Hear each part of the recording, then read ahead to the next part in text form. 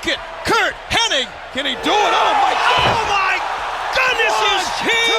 I'm tired of being humble. I'm tired of letting people think they got a chance. The tribal chief is head and shoulders above everybody.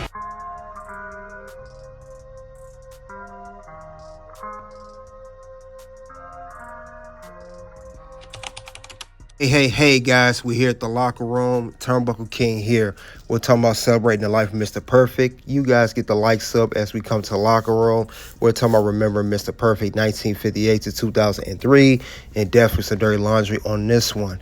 But we will celebrate the life of Mr. Perfect, who was a multiple-time Intercontinental Champion, one of the best Intercontinental Champions ever, who had a career but had to stop his career due to a very severe back injury and became announced later. Now we see his certificate here. It shows that he was found in a hotel motel room. It showed that he had a lot of stuff in his system, a lot of stuff in his system that caused to leave it to the passing. It was cocaine and other substances in his body. It also says down here that it was March 19, 2003. It shows that his father was Larry Hennig, surviving parents. And of course, you know, he had his son, which was Curtis Axel. But yeah, this was very, very wild of his interview. There will be interviews that we'll discuss about Mr. Perfect, his life and everything. But I know that Mr. Perfect, due to his frame, you know that he was on steroids. He did a lot of drugs. It was, you know, cocaine and other stuff in his system. And his heart just stopped one day and the man passed. However, he's still one of the best ever to do it.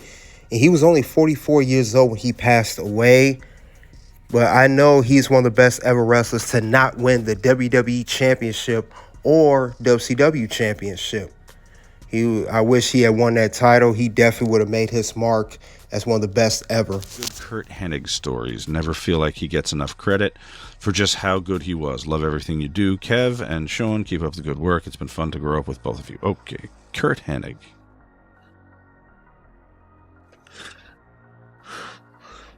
I mean, you know, I think Curt was one of the biggest influences to both Scott and to Shawn Michaels. Mm-hmm. You know, you can't from Minneapolis. Yeah, from the AWA days, and I think they were actually maybe in Kansas City with those guys too. But I mean, and so though it was by proxy, I was heavily influenced by Scott and Shawn, and then also that whole Robbinsdale crew of Rude and Hennig and you know, all those guys. I think we were all influenced by that you know. I think, you know, Curt was the first guy that really went out there. I remember him working one of those Saturday main events against Hogan, and just, you know, I think he had I want to think he had an orange, like he did, yeah, yes, and just did. I mean, it just did. I mean, it made Hulk, and Hulk won't take this as any slight, but made Hulk look like he could fucking go. And that's what I used to love about Shawn Michaels. He could do that. You could just go, throw him in the corner and go, do that thing you do. And, you know, Hennig could come out and do a twirl and boom. And, man, it made your shit look like it was magic. Mm. So, I mean, you know, he had that ability to do that with anyone. And he was, you know, he could grapple. Like, Curt could work your leg. Curt could work your arm. Curt could... You know, but Curt could kick and punch. He could shift gears when he was a heel. You know, he looked like he was trying to hurt you. You know, Curt was great. There's a reason he's in the Hall of Fame, and there's a reason that when you talk about, you know, probably the top 5 just in-ring personnel, that he's usually in the top of that conversation. Mr. Perfect, the ping pong, diving, golf. I can't remember the others. Whatever. But the horseshoes, yes. Bowling. I wasn't in there for the bowling one. I think they did about 30 takes. for him to get 12 strikes. But he was soaked by the end. His shirt was completely wet. yeah. As you see him doing them, his shirt just And then we were on Regis Philbin. He refused to do bowling with Regis because it's live TV, and he took that perfect gimmick seriously. So Mr. Perfect, Regis Philbin came over to me and says, Lanny, what the hell's going on with your partner? He doesn't want to do the bowling with me. I got half a mind to send you guys out. I said, first of all, he's not my partner. They put us together. Secondly, what probably is the problem is he's Mr. Perfect and he expects to get a strike. It's a lot easier to do it when there's post-production editing than on live television, you know. So I said, he doesn't want to get a non-strike. So that would kill his gimmick.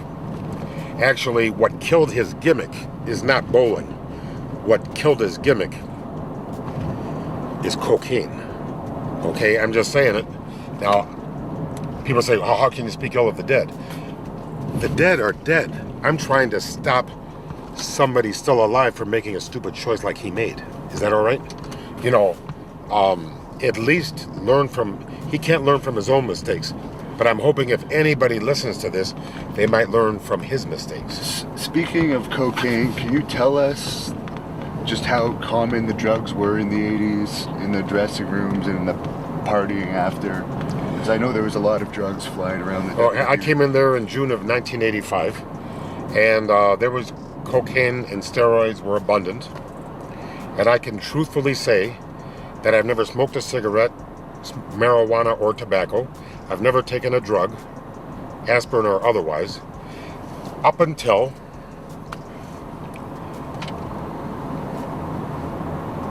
February of 1989, when I got the gimmick as the genius, and I got about a month off. I grew my hair out, grew a beard, so I got on Decadurabolin, and then when I came to the my first shot, I took my shirt off, and I'd been in the sunbed, and took my shirt off, oiled up, and everybody said, "Holy, what the hell happened to you?" And never mind, we know what happened. Whoa. And everybody said, "Look at Lanny's muscles." And everybody came in the room. And then so that was a good feeling. That was a good feeling to get the, you know, and trust me, we had the warlord and barbarian flipping over me, and that's like ridiculous because... Not to mention the sexual aspects of the steroids. The sexual aspects? Well, but what happened was, after the Hulk Hogan match was was Halloween of 1989, I realized that I had gone to the very top and I was not going to live there. I was just going to, like Monopoly game, in jail or just visiting. I was just visiting. And I took a shower, looked down at myself, and I saw my testicular atrophy. And I thought to myself, it might be a good idea to cut my losses right now. And I pulled out that needle, and within 2 months, my muscles were all gone. And Curdy, pardon me. Curt Hennig was a real gentleman, man. Like I told you, his father, you know how much his father scared me. And Curt came along in a period just a generation under me, and we went a lot of places together. He was a real sincere, tough, lovable, wonderful family guy. And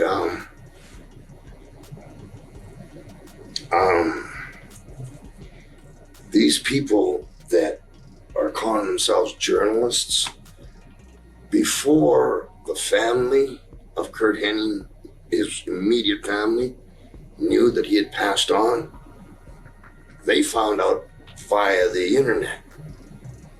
Now, just as a human being, if you go down in a fire, nobody knows nothing until the relatives are contacted. You pieces of fucking bottom fishermen. So, you will prostitute the wrestler. You will prostitute his death. And then we'll put in 2 weeks later that, yeah, there was cocaine and there was this guy.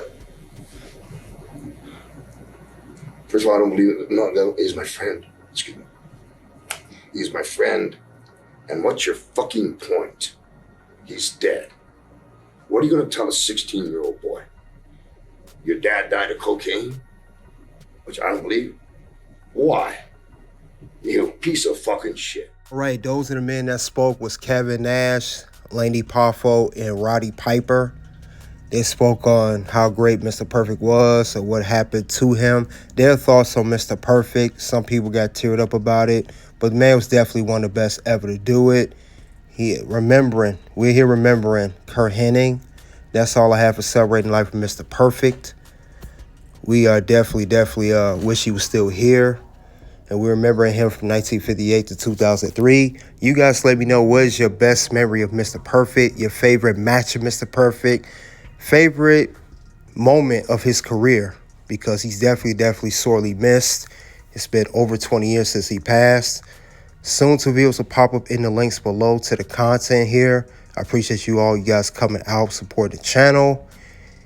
You guys already know what it is at this point. It is OUT.